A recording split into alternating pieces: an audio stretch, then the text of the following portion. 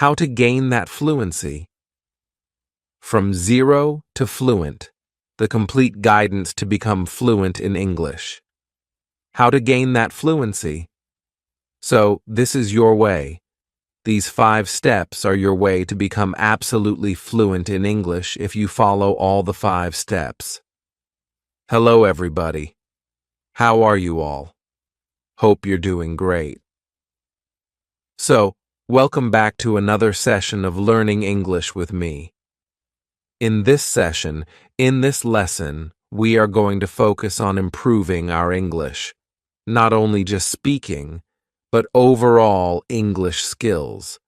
The complete English, basically. I'm getting a lot of requests that, "Sir, from where to start?" Like, you can understand English, but speaking is difficult. You know you want to start that journey, but you are not able to find that particular path. So, basically, how to become fluent in English, how to get from zero to fluent. That is what we are going to discuss today. So, are you all ready for this? Before beginning, please subscribe to the channel so that you can get all the lessons that I post for you on this channel. Please like the video and share it with your friends too. Now, coming back to today's lesson, how to become from zero to fluent. If you are somewhere around zero, how to get to that level of fluency? Well, this is going to be helpful for everybody out there, whether you are at the intermediate level or just above the beginner level. This is going to be helpful for you. Now, let's begin. First of all, let's try to understand what is this zero level that we all are discussing. You think zero is basically nothing, but that's in your mind. You're not at zero. If you are at zero, that means you cannot understand English. If you can understand English, you're somewhere above that level. Consider yourself that you are at number 2 or number 3, right? We have to get to 10. 10 is fluent, right? And you are somewhere at number 2 or number 3. If you can understand English, that means you are able to listen to that particular language. You're listening to my video. That's a big deal. Listening and understanding a language is a big deal. Now, if I start speaking in Spanish, you will not be able to understand because you don't know that particular language. That means knowing a language counts. You have to take this into consideration that your half of the work is done. That is basically a base. Now, what we have to do is we have to take up this base of understanding a language, and we have to build fluency over this particular base. So, we'll be building the fluency over this base of understanding the language. There are going to be certain steps that I'm going to tell you. So, let's begin. What is the step number 1 of becoming fluent in English language? Step number 1. Step number 1 of becoming fluent in English is survival English. So if you're starting somewhere from a beginning level, then you have to focus on survival English. I think everybody must focus on survival English. That is a must if you want to become fluent in English. What is survival English? Basically, survival English is the component of spoken English. We never use survival English in written English because we need proper structures to write, but often when we are speaking English, we can miss out on the structures and just speak out the meaningful part of a sentence so that we can make the other person understand what we're trying to say. The other person can understand that particular thing. Now, imagine if you are in an English-speaking country, okay? Nobody understands your native language. You cannot form a proper sentence because you might not be so sure about the grammar structure and all that. What would you do? How would you try to speak something? You will speak some kind of broken language, right? You might speak certain words with meaning. For example, you're feeling hungry. You want to find a restaurant. What would you do? You would approach a native person. You might say food, hungry, restaurant. These three words are making a connection in mind. As soon as I say food, hungry, restaurant, a person would be able to tell, okay, this person is feeling hungry and they want the direction to some restaurant. So, they'll tell you, or they would drop you at a restaurant, or they would tell you the way to a restaurant, and there you can place an order. There, what you can do is you can call out just the names of the food items. You can say, price, and the person would tell you the price, right? These words are meaningful words. They carry certain meanings, okay? They can be nouns, verbs, the meaningful words through which you can tell what you want to say to the other person. That's survival vocabulary. That is survival English. Your grammar structures like is, am, are, structures like does, do, did, have, had. These are not a part of survival English. No. Survival English means the vocabulary, the words, the meaningful words that are needed for you to tell what you want to say, to get your message across. And if you're able to do that, that's your survival English, the basic English, the minimum English you must know in order to survive for one single day in an English-speaking country, in an English-speaking environment. That is your survival English. So, this survival English is very important because once you know the survival English, you gain confidence to speak English. Now, you can start speaking English.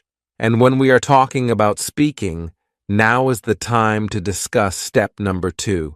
Step number 2 to become fluent in English. Step number 2 is to start speaking from day 1. Start speaking from day 1. This is something that I've discussed with you again and again throughout my videos. I have a dedicated video on this particular thing that is start speaking from day 1. Start speaking English from day 1. So, that is the video that you can go check out. Now, why is it important for you to start speaking from day 1? Because the more you delay in speaking English, the more you'll hesitate to speak it.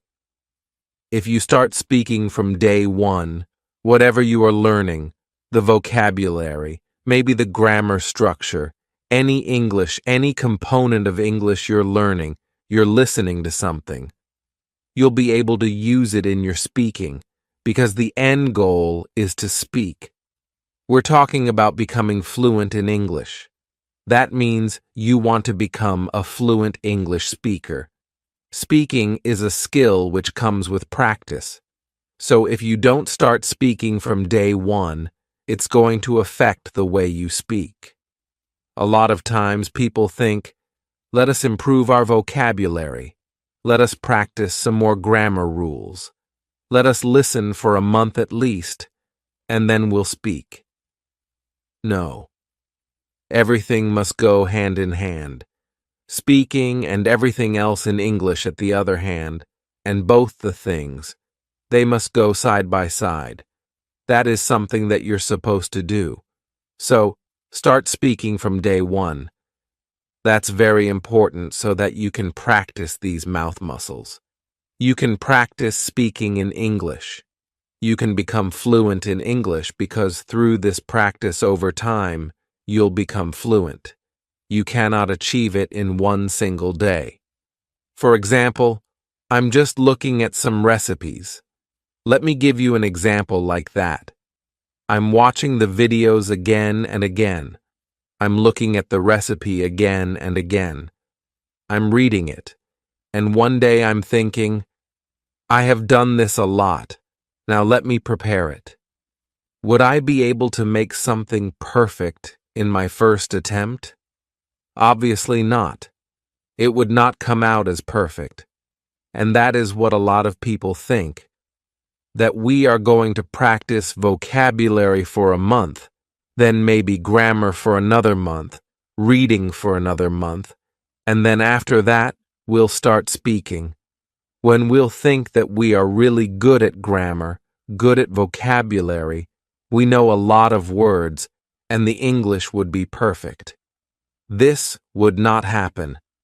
All of the steps and the process are there. It's going to be there. So, that day, one must be today, not after 2 months, not after 3 months. No. That day, one of speaking should be day one of learning English, of your learning journey. So, start speaking from day one to become fluent in English. So, step number 3 now. Step number 3 is again very important. That is the good English input. The good English input. That means a lot of times we need to put input. That is, language is something that often needs a particular model where we are receiving information and then producing. So how do you learn your native language? By listening to that particular language a lot and then reading it. When you go to school, when kids go to school, they read the language a lot there. So, by listening and reading, we are taking input in a language, and through speaking and writing, we're producing the output. Now, in order to produce good output, that is, in order to speak fluent English, first of all, we have to listen to the language a lot. Listening is very important. It's the most important factor, the most important format of input, more important than reading. Why? Because you are listening to good models of pronunciation, the way a sound is made, it is produced, how a sentence is spoken, what is the rhythm, in which way. So you listen to good models of speaking. That is very important. From where do you get all these models? From movies, songs, web series, TV series, YouTube channels that are in English. So all these resources act as your listening resources. Apart from there, you also get to listen to a lot of academically curated stuff, especially designed for English language learners. So you can listen to that too. Good models of listening. Now, you need listening resources. You need to listen. Listening is very important because once you listen to something, you're able to catch on words, phrases, everything, the pronunciation. You're able to catch on words, phrases, everything, the pronunciation. And when you listen to something again and again and again, it becomes a part of your subconscious mind. So, your subconscious mind stores it, and when you want to speak in English, you're able to retrieve that particular information because you know, oh, you've heard that word there. When you go to learn your vocabulary, if you've listened to that particular word with context, you'll be able to learn it quickly. You'll be able to understand it and use it in a better way. Listening is very important, so when you listen, only then you speak. Listening is important, so start listening from today. A lot of times, people neglect it altogether. They neglect listening. So, listening is something that is extremely important. You need to listen to good English a lot. A lot. And if you're doing it, bravo. Whatever you're doing with it to learn English, it's going to yield more results. When you go to do your speaking practice, it'll give you better results because you're listening to good models of English, and your subconscious mind is picking up on words, phrases, pronunciation, everything. It's like in your mind, you're creating an environment for yourself, a kind of English environment for yourself, a virtual environment through listening to English. And that is what we have to achieve. So start listening. Good English input. Listening is very important. Now coming to the second form of input, that is reading. Reading is important too. You need to read too, because when you read, there is a kind of visualization to the words, spelling, everything that you're doing. So, reading is important again, but I would suggest that you begin with listening and then move on to reading. First, listen and then read. Step number 4. Now, step number 4 is speaking practice. You want to become fluent? Start your speaking practice. Speaking practice is extremely important because without practice, you will not become fluent in English. But what to practice? How to practice? The big question is, are you practicing in the right manner? Are you practicing in the correct way? Because you might be practicing a lot, and you might not see the results. There is no direction to your practice. There is no particular goal to your practice. You're practicing the same thing again and again and again, and after some time, it becomes a vicious cycle where you're just ending up practicing just like that, and you are not able to see any results. Why is this happening? Because there is no particular aim, no particular direction, or no strategy to that practice. Now, what you're supposed to do in order to have a particular strategy, you must have a particular technique.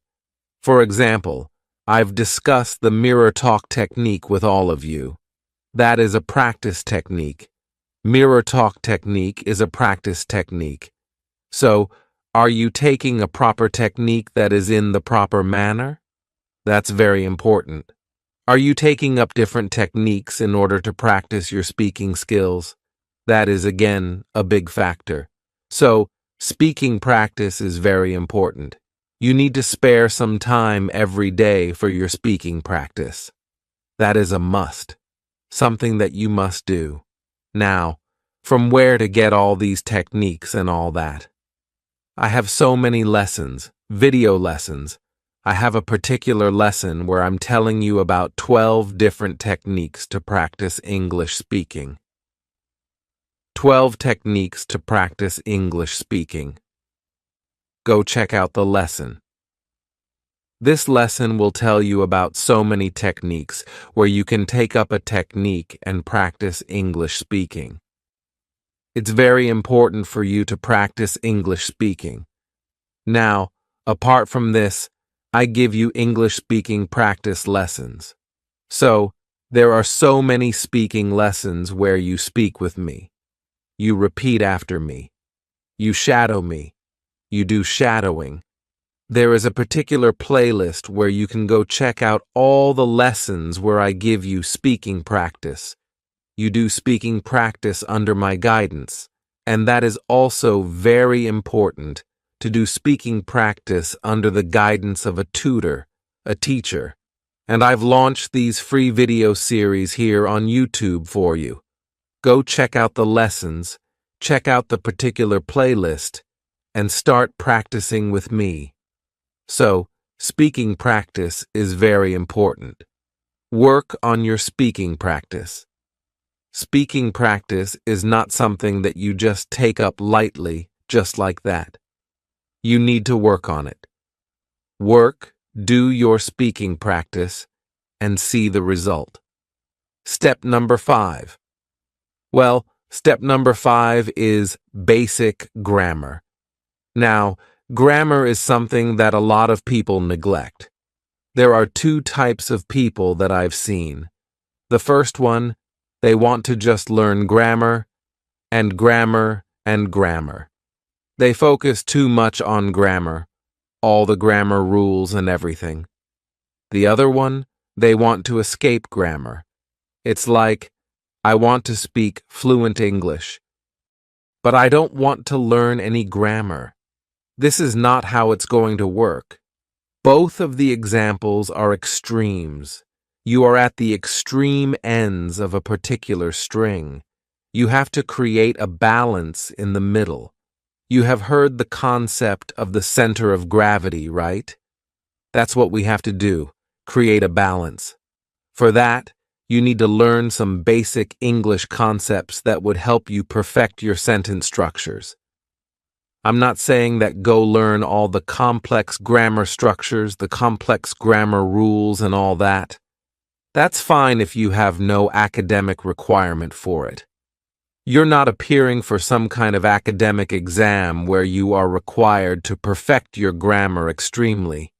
If you're just learning it for your professional purposes, conversational purposes, just like an everyday usage kind of thing, you don't need very typical grammar structures, no.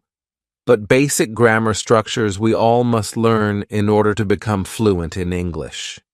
Because when you know the basic grammar structure, the basic things, for example, do, does, did, that's the basic grammar, simple basic grammar, a very simple concept. If you know this, you'll be able to form your sentence structure in a better way. If you know how to form your sentence structure, you'll be confident in yourself that, okay, I can do this. I can speak accurate English. That automatically increases your fluency. When you're not sure about grammar structure, you fumble a lot because you're not able to form a particular sentence. Then you fumble, you try to reframe it, and what happens is you end up fumbling with the words, a common problem that a lot of people tell me they face. So, if you focus on your basic grammar, you'll overcome these particular problems of forming sentences, correct sentences, accurate sentences, fluent sentences in English. Fluency will come to you with time if you learn basic grammar. Basic grammar is important. From where to learn that basic grammar? No worries. I have launched the Basic Grammar series where I take the basic grammar that is important for spoken English, totally focused on spoken English, not the written English. Although that's a part of written English too, these basic grammar series are focused on spoken English, the kind of grammar that you need to speak fluent and correct English, accurate English. So, go check out the playlist of Basic Grammar series. You'll get the lessons which are important for you to become fluent in the English language. So yes, grammar is important. A question that a lot of people ask is grammar important? Yes, grammar is important, but the basic grammar is important. A few concepts are there which are really important for you to cover if you want to speak fluent English. Okay, so now it's time for a bonus step. You can call it step number 6 or a bonus step. That is, you need to focus on all the 4 skills if you want to become fluent in the English language. All the 4 skills. See, there are 4 skills.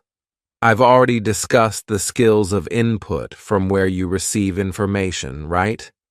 The 4 skills are known as LSRW: listening, speaking, reading, writing. So you listen, you speak, you read, you write. These are 4 skills, kind of 4 pillars of any language in the world. So, if you're trying to master a language as a skill in order to speak it, you have to focus on this particular language as you would focus on a skill, not in a way you approach a subject kind of learning. No, you have to consider it as a skill, and this skill of speaking is supported by the other 3 pillars: listening, reading, writing. So do not forget to pay equal attention to each and every pillar. Writing is also important. That's why I always suggest journal writing. you must have seen my video lessons on journal writing. Why do I suggest that to you? So that you can practice writing in some format. Even if you are at a place right now where you would not be required to write something academically, like writing skills are kind of secondary for you, speaking is primarily important. Still, writing from time to time improves your speaking. All the 4 skills support each other. They support each other. That's why focusing on all 4 of them is extremely important. So, improve your speaking. Listen, read, and do not forget to practice writing from time to time, something that you must do. So, focus on all the 4 skills if you want to become fluent in the English language. Now with this, we come to an end to the complete process of becoming fluent in English, from 0 to fluent. The complete guidance to become fluent in English, how to gain that fluency. So this is your way. These 5 steps are your way to become absolutely fluent in English. If you follow all the 5 steps, it's a guarantee that you will become fluent in English, because these are the 5 pillars of becoming fluent in the English language. Something that I've given you today, a formula that is going to be an absolute game changer for you in becoming fluent in English speaking. You want to become a fluent English speaker? Follow everything that I've told you today in this lesson. Follow it, start practicing from today, and see the results. That's it for today. Now I'm going to meet you again with a new lesson. Till then, everybody take care, and bye.